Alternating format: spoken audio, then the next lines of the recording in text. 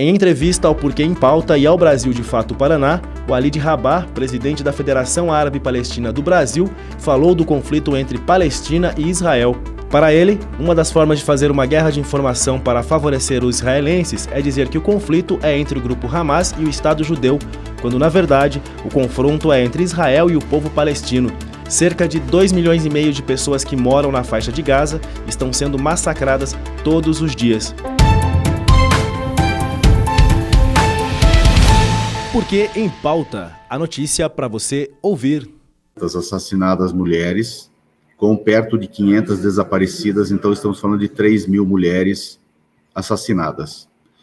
Do número de ontem, que era 9.883 assassinados, dos quais mais de 2.000 desaparecidos, né? Com quase todos os desaparecidos homens, crianças e mulheres. Então nós estamos falando aí de perto de 12.000 assassinados, tá? 12.000 assassinados, com alguma coisa perto de 8.000 entre crianças e mulheres. Tá? Esses dados, eles são fundamentais para a gente entender o que está em curso numa parte da análise que é fundamental. Walid, eu só queria checar os números. Eu acho que a gente faz a abertura, daí a gente parte para a conversa. Isso. Vamos lá, então, pessoal. Já estamos aqui na gravação. Então, olá, pessoal, tudo bem? Este aqui é mais um Brasil de Fato Paraná Entrevista. Estamos retomando essa importante ferramenta para escutar importantes vozes aqui da nossa sociedade. Sou Pedro Carrano, faço parte da redação do Brasil de Fato Paraná, e hoje estamos aqui com o Walid Rabah. Ele é presidente da Federação Árabe-Palestina no Brasil, a FEPAL, e tem sido aí um dos porta-vozes da questão palestina e um dos analistas do que está acontecendo aí na guerra entre o Estado de Israel contra o povo palestino e suas organizações. Olá, Walid, obrigado aqui pelo espaço, por estar aqui com a gente. Boa tarde. Boa tarde, eu que agradeço a possibilidade de estar com vocês. E nós, você citou essa questão de sermos porta-vozes, né? Mas você não é porta-voz de nada se você não tem os meios que te abrem essas portas. E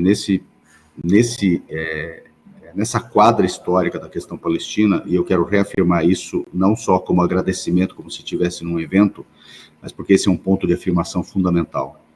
Sem os veículos de comunicação não hegemônicos e até mesmo anti-hegemônicos, e sem, eu diria, o acerto que a FEPAL inaugurou no sábado 7, de dizer que se tratava de propaganda de guerra, e nós termos enfrentado, nós todos, né, enfrentado a propaganda de guerra dos grandes veículos de comunicação, possivelmente nem mesmo essa entrevista estaria acontecendo, por uma razão bem simples. A propaganda de guerra ela é muito mal compreendida de como ela funciona. Ela tem vários papéis, claro, aqueles que são clássicos, quando você vai estudar comunicação ou, eventualmente, alguma coisa ligada à guerra, entender a propaganda de guerra. Ela vai demonizar o outro lado, ela vai transmitir meias-verdades, ela vai transmitir mentira, ela vai justificar as ações de uma dada força bélica. Tudo isso faz parte da propaganda de guerra, bem como, claro, cooptar a demografia do próprio país, enganar a opinião pública do próprio país, criar uma confusão do outro lado da opinião pública. Tudo isso, a propaganda de guerra está sempre em vigor. Mas ela tem aspectos modernos e que a gente poderia remontá-los a 2 momentos importantes, e este é o terceiro. O primeiro momento, uma situação de hiperpotência querendo determinar tudo no mundo e ser xerife do mundo. Então, ali se inaugura um determinado tipo de propaganda de guerra que coincide com, vamos chamar, dizer que o Iraque tinha armas de destruição em massa, e começa tudo com o fim da guerra Irã-Iraque e o início daquele erro histórico do Saddam Hussein de ingressar no Kuwait. Então, ali, a partir da situação Iraque-Kuwait, os Estados Unidos inauguram a sua narrativa de perseguir estados bandidos, que eles chamam de estados bandidos, e começa ali. Então, esse é um momento dessa nova propaganda de guerra. O segundo momento é Iraque de novo, quando um responsável estadunidense, o Colin Powell, no caso, foi lá, apresentou um desenho que você não apresenta nem no primário de uma escola municipal do interior do país, o Colin Powell, na ONU, e aquilo serviu de verdade para atacar o Iraque. Isso já foi em 2003. Ali começa o discurso, já vinha desde antes, e aqui vem uma fotinho. E o Colin Powell assume que ali havia armas de destruição em massa.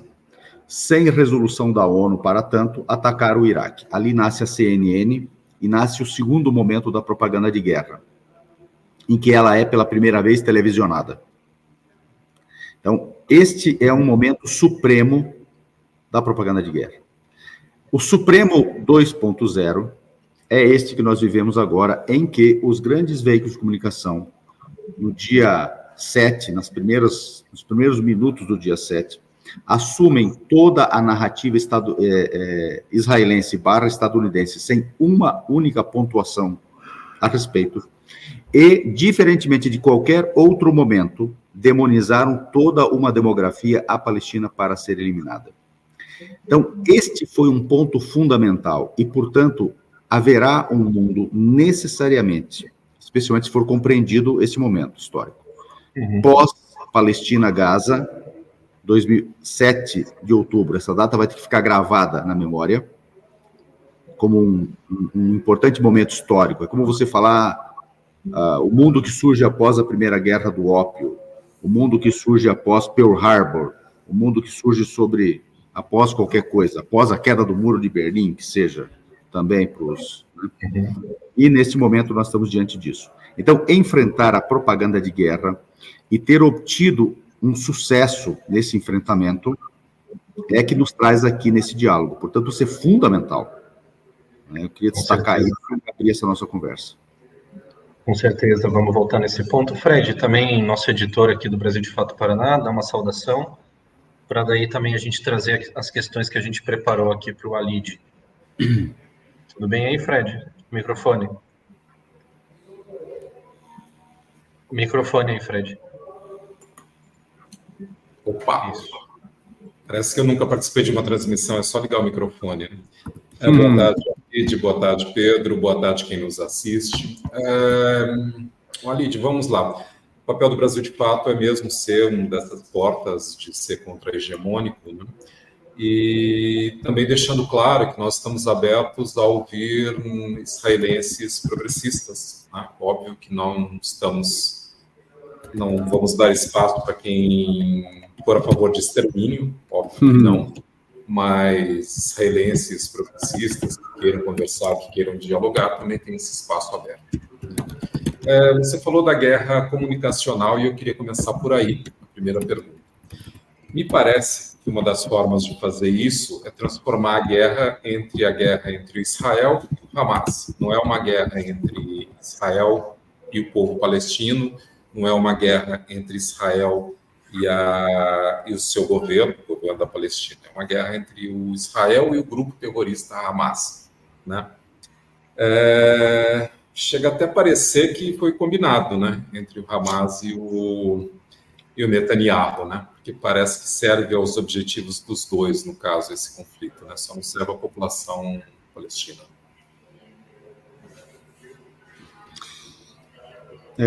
Logo no próprio sábado 7, e aliás, até a questão é muito apropriada, porque eu havia justamente esquecido desse ponto central. A Palestina não pode existir nessa narrativa pró-israelense e pró-estadunidense. Então, qual é a melhor maneira de você desaparecer a Palestina? Você cita qualquer ator. E esse ator necessariamente tem que ser vilanizado. Até porque, de certo modo, a agenda palestina ela tem certa relevância no mundo atualmente. Malgrado a manipulação dos grandes veículos de comunicação e tudo que a gente sabe daquilo que é hegemônico no mundo ainda autoproclamado ocidental, ou estadunidense comandando isso tudo, a agenda palestina tem certa relevância. E contraditar Palestina e Israel colocaria muito mais facilmente Israel no flanco, até porque está mais visível do que em outros momentos essa questão. Então, inventar um ator que necessariamente seja criminalizável é fundamental. Isso nos dá a ideia, ou a suspeita, de que está difícil criminalizar os palestinos, como em outros momentos já foi.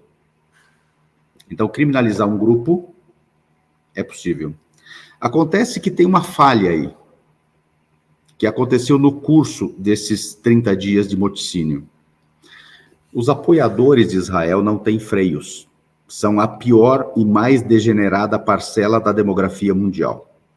E foram para as redes sociais e começaram a desumanizar os palestinos. Inclusive uma parcela dos comentaristas dos grandes veículos de comunicação, que eu nem sei para que servem esses comentaristas, né? Porque se você, de vez em quando, convida um comentarista especialista em alguma área para comentar alguma coisa no veículo de comunicação, tudo bem. Agora, você ter pseudocomentaristas contratados para todo dia, parece crônica esportiva. Crônica esportiva até entendo, que é entretenimento. Então, esses comentaristas, todos eles também perderam a mão e desumanizaram o povo palestino numa escala jamais vista. Começaram a justificar e dizer que toda a faixa de Gaza era associada diretamente a este grupo, ao Hamas. E, novamente, sem falar necessariamente palestinos. Por que é importante também entender Gaza? A própria denominação de Gaza, Gaza, Gaza, o tempo todo, é uma forma de não falar Palestina. Razão pela qual nós nos preocupamos desde há muito tempo. Você não deve falar Gaza, você pode falar o território palestino de Gaza. Até pode, pelas circunstâncias específicas. Quando o Hamas não existia, a onda era atacar o LP, era atacar o Yasser Arafat, era atacar o Fatah.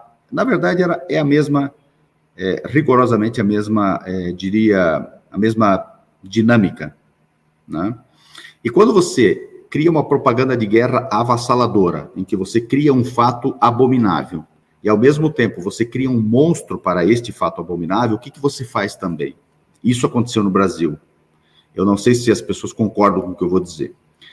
A invasão do Iraque em 2003, ela foi chamada, porque sempre tem um apelido para essas coisas, né? Um nome bonito, choque e pavor. A propaganda de guerra tem essa função, choque e pavor. E ela não pode ser dirigida para aqueles que já estão consigo.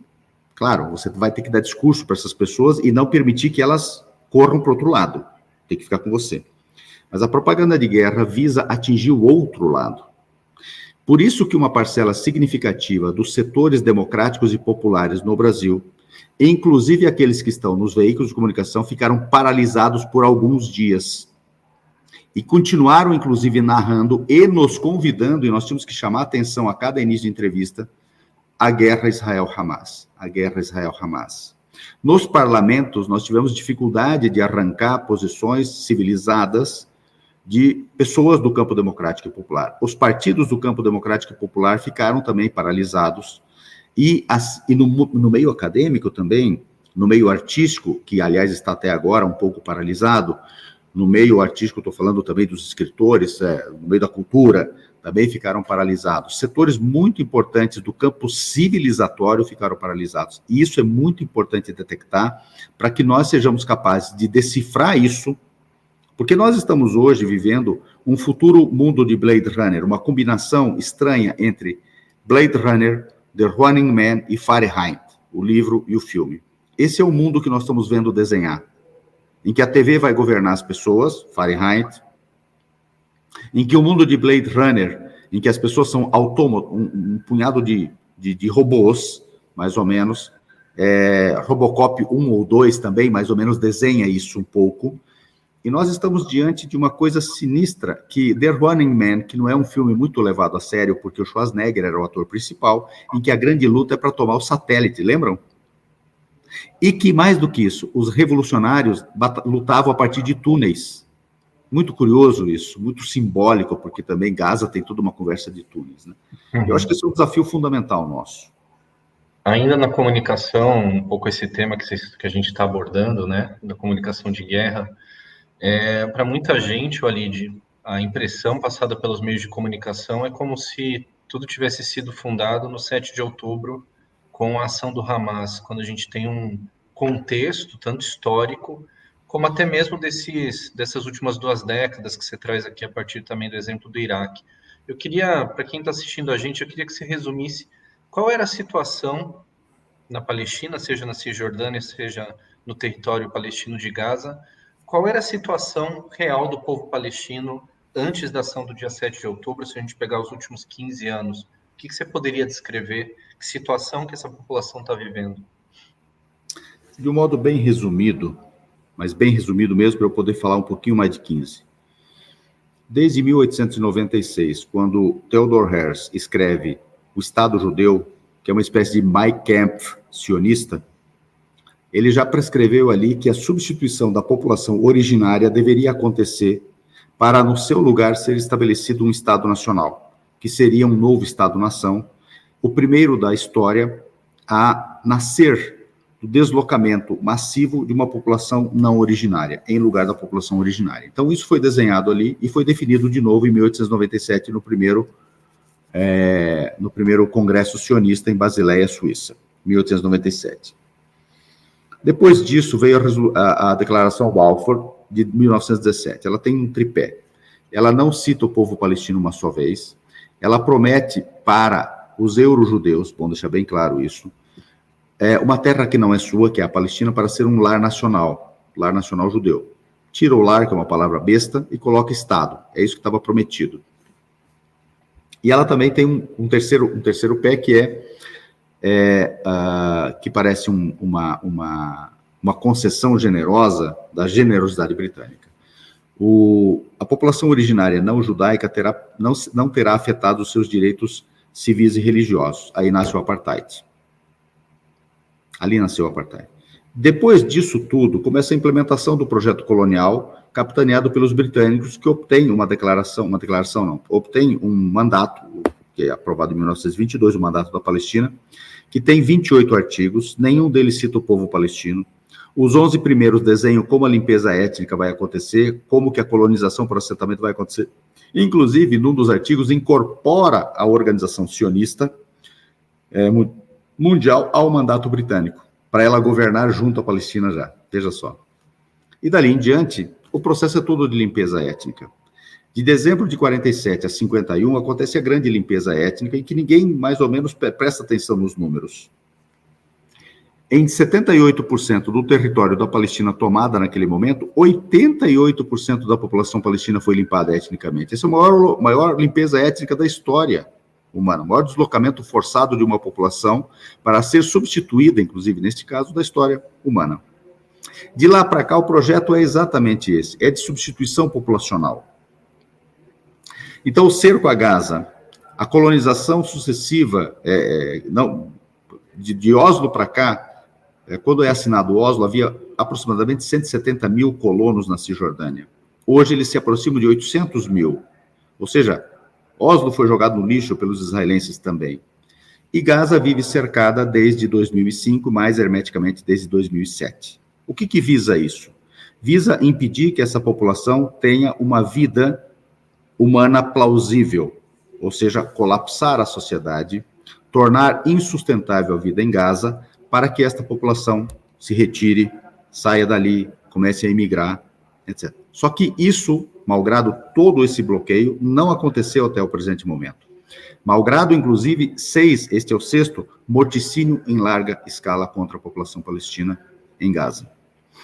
Como vocês leram, muita gente leu, claro, também, a ONU emitiu um relatório, há mais ou menos uns 4 meses atrás, relatando que Gaza é uma prisão a céu aberto. Mas não é só isso. Nós afirmamos, e algumas pessoas concordam, inclusive, que a vida que a população de Gaza leva é, no mínimo, análoga ao dos campos de concentração.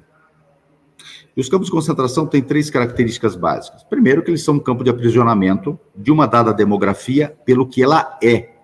Não é um campo de prisioneiros normal. em que eu prendo todas as pessoas que cometeram alguma coisa errada, X, A, B e C, como se fosse uma prisão das que temos no Brasil. O campo de concentração, ele reúne um dado grupo humano por uma característica que o torna criminoso. Então, os judeus, por serem judeus, ou os ciganos por serem ciganos, ou os comunistas por serem comunistas durante a Segunda Guerra Mundial, e outros grupos também, pessoas com deficiências, etc.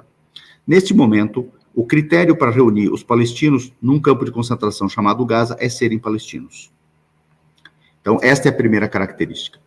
A segunda característica é que esta população trabalha forçadamente para o dono deste campo de concentração. Isso aconteceu na Segunda Guerra Mundial, trabalhavam na indústria bélica alemã, etc.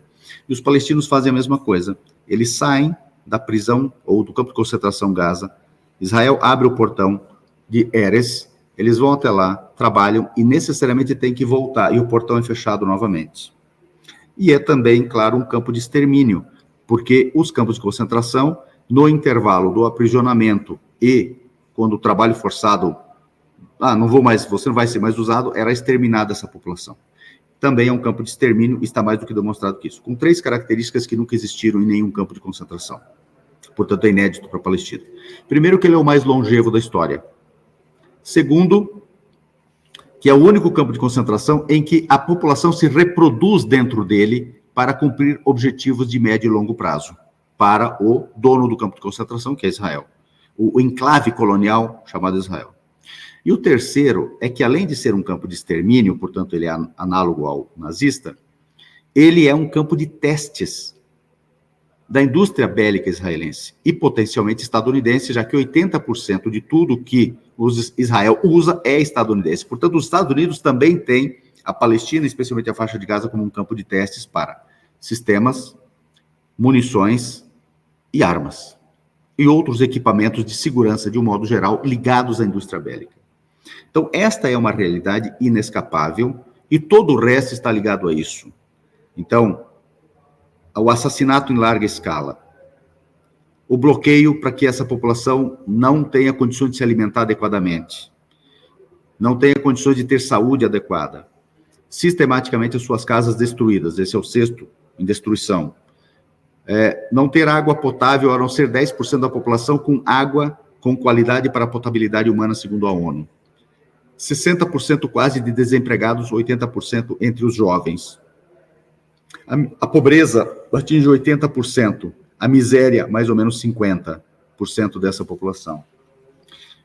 Crianças, adolescentes e jovens que nasceram nesses 18 anos nunca saíram da faixa de Gaza. Isso é muito importante destacar, nunca saíram. O maior índice de doenças psiquiátricas e psicológicas em geral entre crianças do mundo está na faixa de Gaza. Eu diria que, além do mais, é importante destacar a quantidade de doenças que têm surgido na faixa de Gaza. Algumas doenças como sarampo, varíola e outras que não existem mais praticamente no mundo, começaram a ressurgir na faixa de Gaza. E o câncer também aumentou a sua incidência e aumentou a mortalidade do câncer. Primeiro, por causa dos efeitos continuados e duradouros dos usos de bombas e inclusive o fósforo branco durante esse período de 18 anos. E, claro, a estrutura hospitalar que está dilacerada, as pessoas não comem bem, tudo isso já começou a diminuir a longevidade média da população de Gaza. É a única população no mundo que está diminuindo a longevidade média. Estou dizendo isso tudo para informar o quê? Trata-se de um genocídio programado. Trata-se de um holocausto programado. Trata-se da eliminação programada, planejada, em execução metódica de uma demografia inteira. É diante disso que nós estamos, e esse é o escândalo que eu acho que todos nós deveríamos aceitar o desafio de encarar e superar. Sim.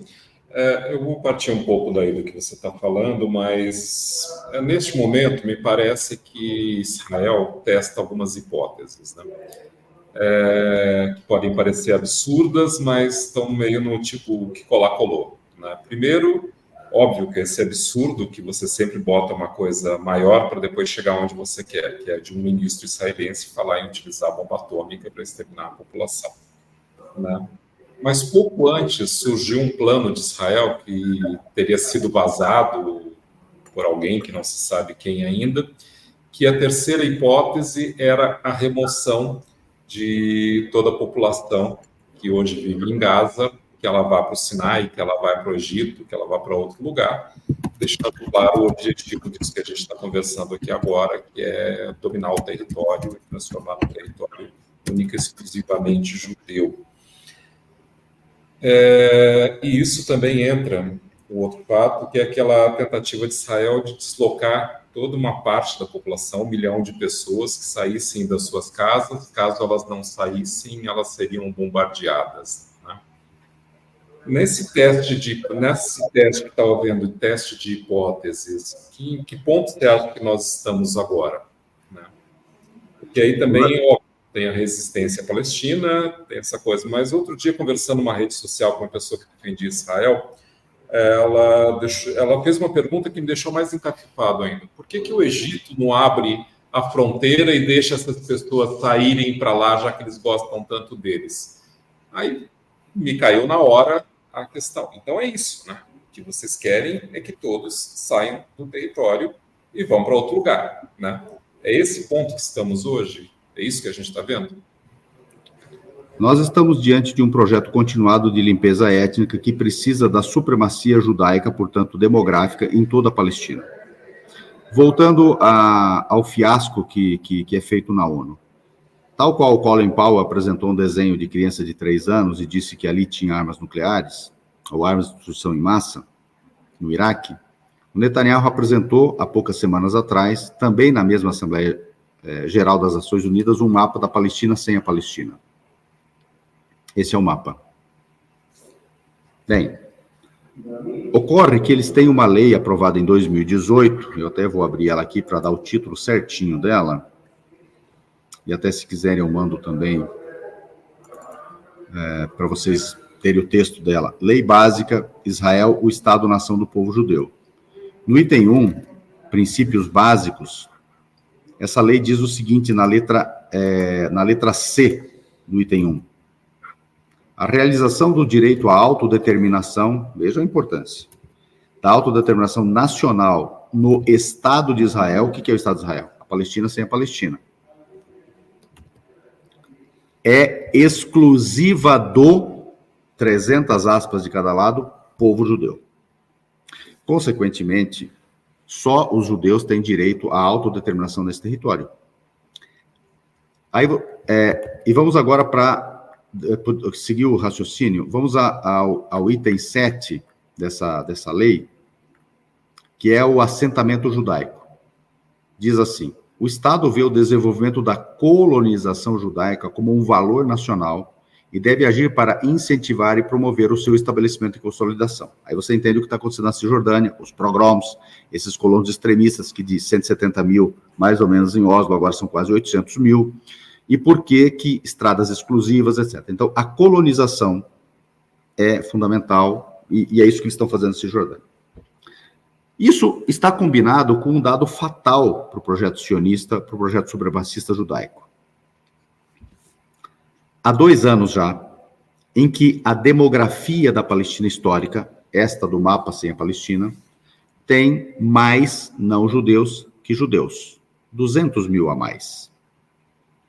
Bom, Israel precisa imediatamente de uma limpeza étnica total? Precisa. Tem condições de fazer? Não necessariamente. O que eles precisam necessariamente? Ter maioria judaica dentro desta geografia. Para dizer, nós somos maioria aqui. A autodeterminação é nossa e é exclusiva nossa porque nós somos maioria. Em qualquer país que você tem maioria, você realiza a autodeterminação. Então, eles precisariam, neste momento, na pior das hipóteses deles, eliminar uns 500 mil palestinos para voltar a ter o que eles acham que seja um equilíbrio demográfico em favor de maioria judaica. Isso pode ser promovido expulsando massivamente essa população de Gaza. Destrói o norte, ocupa o norte, declara aquilo como uma soberania relativa, porque é uma área necessária para a segurança nacional de Israel, porque foi a partir dali que foram atacados, no discurso dele, atacados, como fizeram no Líbano a partir de 82, quando ocuparam o sul do Líbano, uma faixa de 20 quilômetros a norte, dizendo que ali era uma área de segurança. Então, essa é uma soberania relativa, no mínimo relativa, que os Estados Unidos vão reconhecer. Então, você deslocou toda essa população para sul, e essa população vai ficar mais concentrada, mais miserabilizada, e vai tender uma parte dela a querer sair ou precisar sair.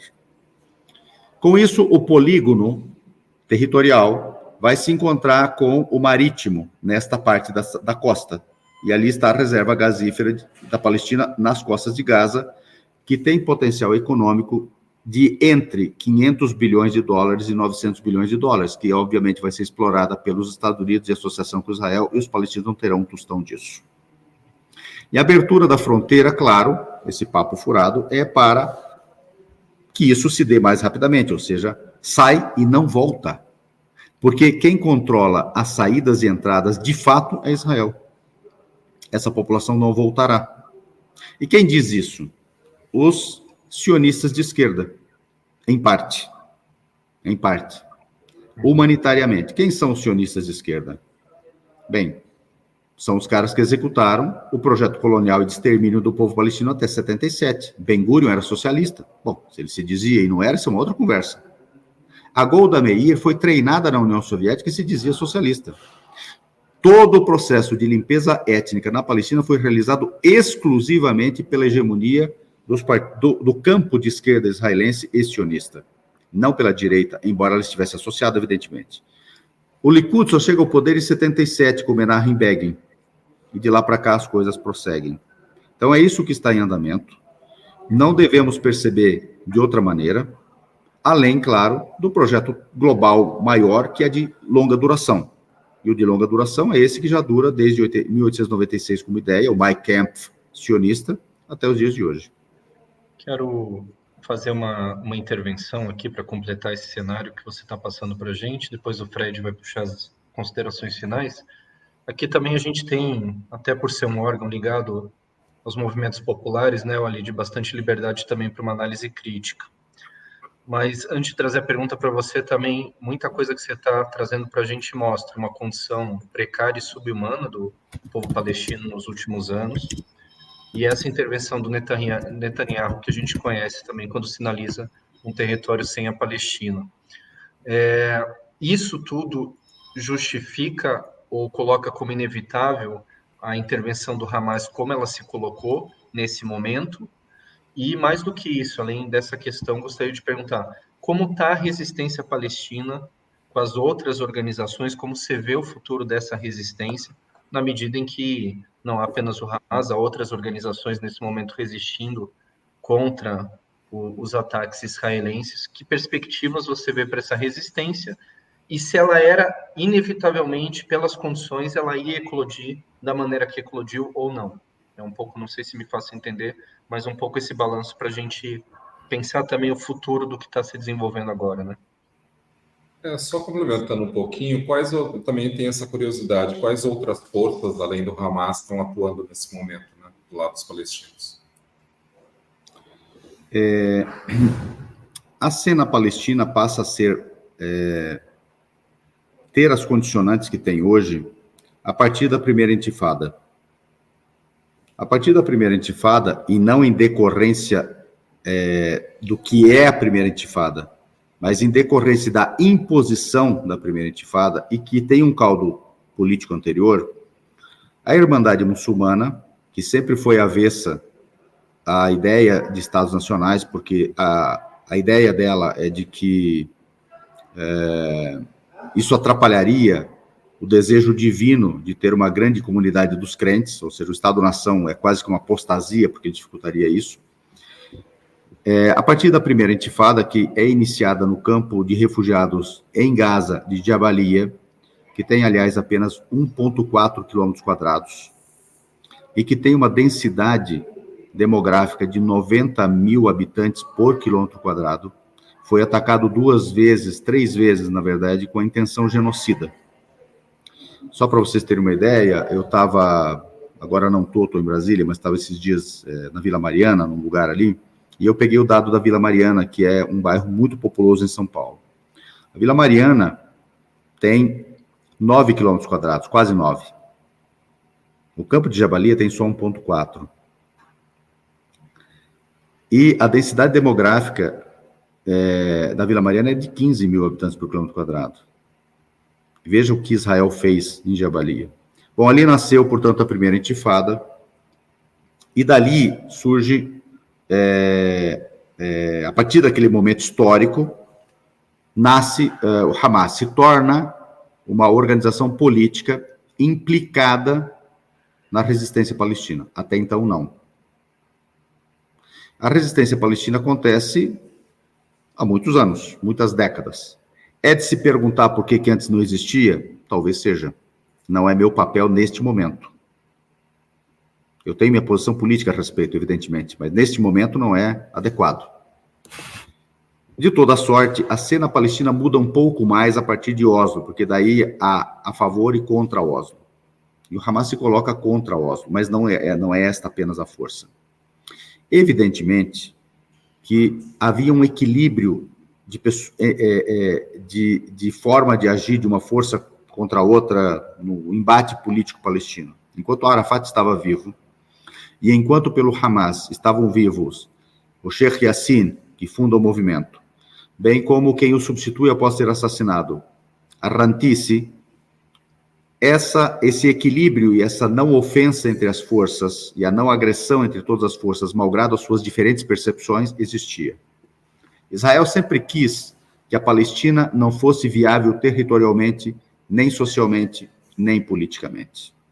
Em 2005, acontece uma eleição presidencial devido à morte do Arafat por assassinato com polônio. Em 2005 tem eleição presidencial e vence o Abbas, venceu o Al-Fatah por causa da força moral, política, histórica do Arafat, que indiscutivelmente esteve acima de todos os demais atores, né, da cena palestina. Em 2006 tem eleição legislativa. Veja, por que há uma inflexão totalmente contrária à realidade anterior, à realidade com o Arafat, etc. Porque Oslo começa a fracassar em 2000, porque Israel faz fracassar Oslo. Oslo começa a ser destruída com o assassinato do Yitzhak Rabin, um pouquinho mais de 2 anos da assinatura de Oslo, que é de setembro de 93, o Yitzhak Rabin é assassinado em novembro de 95. Em 2000, de 2000 e diante para frente, porque em 2000 teria que começar a discutir o status final, os status finais, fronteiras definitivas, Jerusalém, refugiados e outras coisas mais.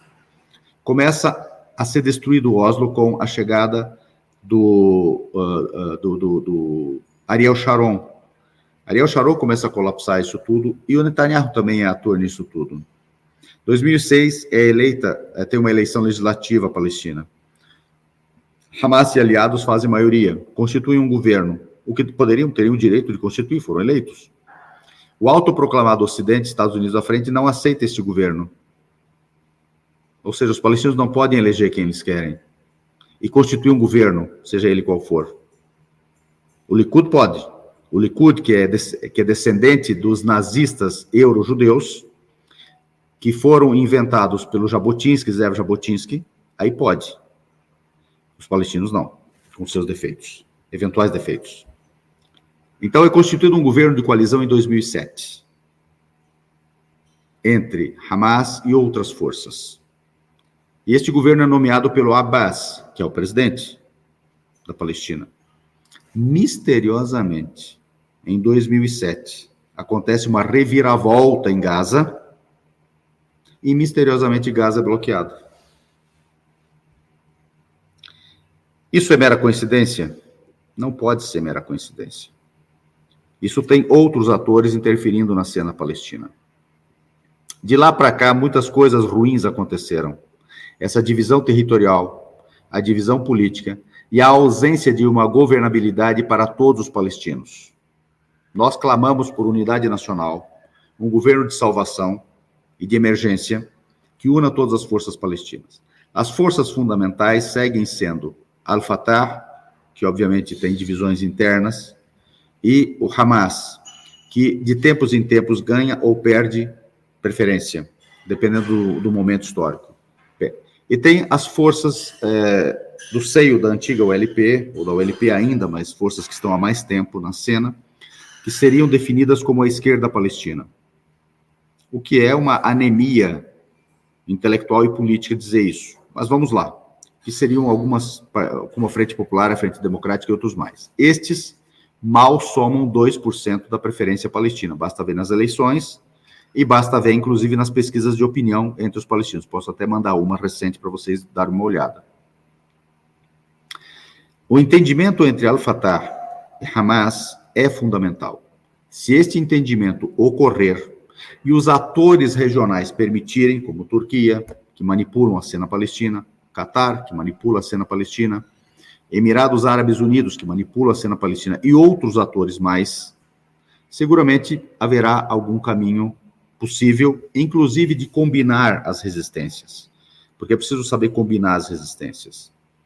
Ou seja, é possível ter, sim, frente ao inimigo armado, o direito do povo que está sob domínio, dentro das regras internacionais, de agir, e, ao mesmo tempo, a busca de um caminho que é aquele que talvez seja o que mais Israel teme, dos palestinos não saírem de onde estão, continuarem investindo onde estão, continuarem plantando onde estão, continuarem visitando os seus familiares que estão fora porque eles estão lá, eventualmente casando lá, eventualmente investindo lá, eventualmente construindo uma casa para todo veraneio ir para lá. Isso é fundamental. E esse foi um processo que começou com Oslo. Eu termino dizendo para vocês assim, um palpite meu. Se Oslo tivesse triunfado, a Palestina seria uma potência, não uma potência para dominar o mundo, claro, porque a Palestina é muito pequena, mas os dados econômicos e humanos da Palestina seriam do mais alto DH do mundo, haveria paz, e eu não sei o que aconteceria com Israel se ela teimasse em continuar sionista. Aí eu não sei, mas a Palestina estaria muito bem, muito bem, muito bem. E a Palestina estar muito bem é o critério de solapar, colapsar o projeto colonial israelense. Não Israel como pessoas, não Israel como uma sociedade que tentou se construir, mas o projeto sionista, colonial, supremacista, baseado no apartheid, etc., já teria caído. E é isso que a elite sionista nunca quis e continua não querendo. Então, Lídia, eu vou falar bem rapidinho. Só um dado que eu acho que tem que destacar, que a gente estava conversando até antes da começar a transmissão. Você me trouxe números atualizados de quantas pessoas morreram até agora na guerra.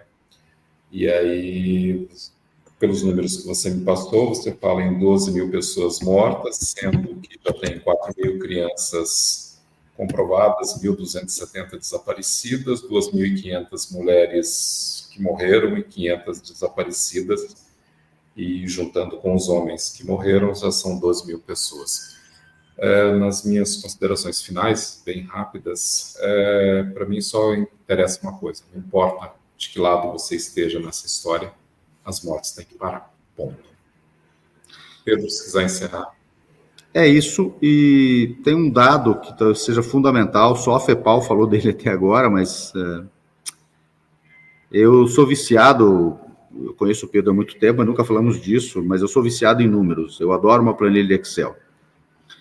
E eu verifiquei que em todo o período de limpeza étnica, de 47 a 51, que eliminou 88% da Palestina, de 78% do território, as mortes foram de 15 mil. É possível que nós fechemos a semana com 15 mil.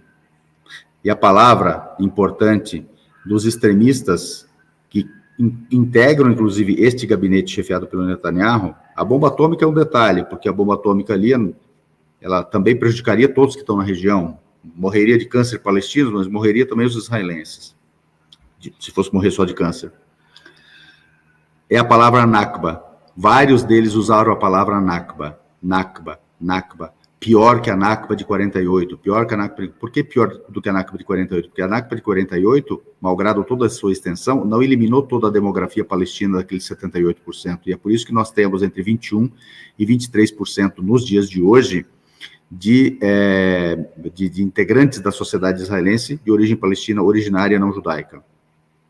Então, a palavra Nakba pode explicar o que está em curso, não porque nós queremos dar a este momento histórico a continuidade do momento histórico anterior que deu origem à palavra Nakba, não, porque eles, do gabinete do Netanyahu, pronunciaram esta palavra incontáveis vezes para Gaza e antes mesmo deste momento de morticínio genocida. Então, isso eu acho fundamental nós Qual a compreendermos. tradução de Nakba? Catástrofe. Do árabe para o português, catástrofe é a tradução mais perfeita. Já havia sido nomeada a de 48, né? Já era Nakba. 700 mil famílias desalojadas na época. Isso, exatamente. Lídia, a gente quer agradecer aqui o espaço, dizer que o Brasil de Fato Paraná está totalmente aberto a ser colocado aqui o contexto e os dados e os números aí da guerra que está acontecendo nesse momento contra o povo palestino. Agradecer aqui a tua agenda, né? Toda a tua propaganda que você tem feito e os debates que você tem participado na sociedade. E deixar aberto aqui, se você quiser fazer uma consideração final, algum apontamento. Houve agora o dia 4, que foi uma solidariedade mundial também, a causa palestina. Deixa aberto aqui a você no... Eu acho que é um bom encerramento. Esse é um dado fundamental. Além da virada de chave no combate à propaganda de guerra, houve essa das grandes massas estarem nas ruas de todo o mundo. A manifestação de São Paulo foi a maior manifestação pró-palestina da história do Brasil. E isso está ajudando a compreender duas coisas. Primeiro, que os veículos de comunicação não estão mais enganando as pessoas.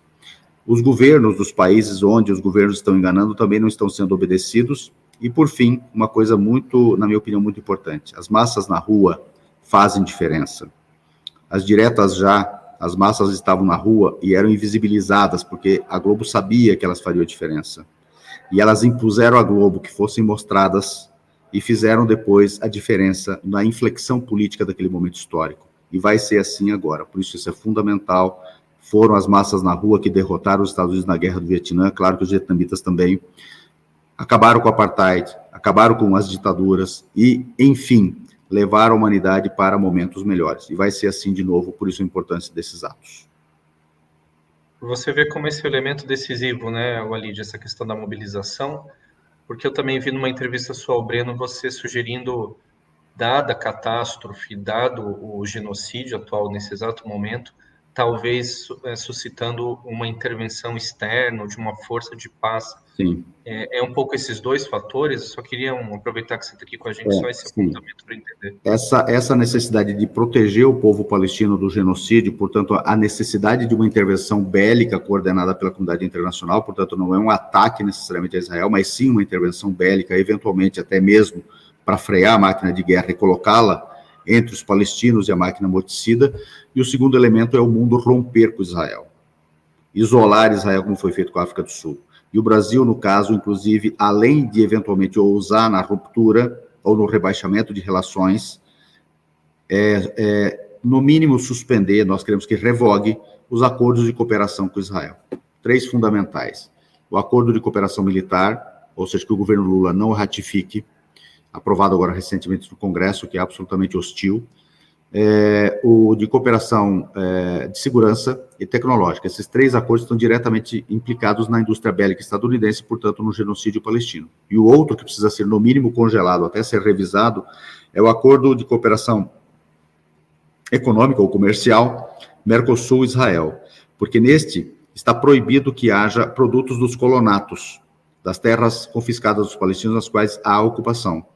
E estão vindo produtos que estão sendo produzidos ali. As tâmaras, por exemplo, que são produzidas em terras roubadas dos palestinos no Vale do Jordão, são parte disso. Então, eu finalizaria por aqui, porque eu tenho que entrar no outro compromisso agora, estou atrasado. E eu agradeço muito vocês aí. Em nome do Brasil de Fato Paraná, a gente agradece a Fred, o Walid, a FEPAL, e seguimos aí, o tema é complexo, vamos com certeza te chamar para novos momentos aí. Muito obrigado, Walid. Se precisar complementar mais algo, quiser me mandar por escrito, eu posso responder em áudio também. Gente, obrigado. Tchau. Obrigado, tchau, Fred. Tchau, Pedro. Até mais. O Porquê em Pauta é uma produção da equipe de jornalismo do Portal Porquê, disponível no Spotify, YouTube e também no site.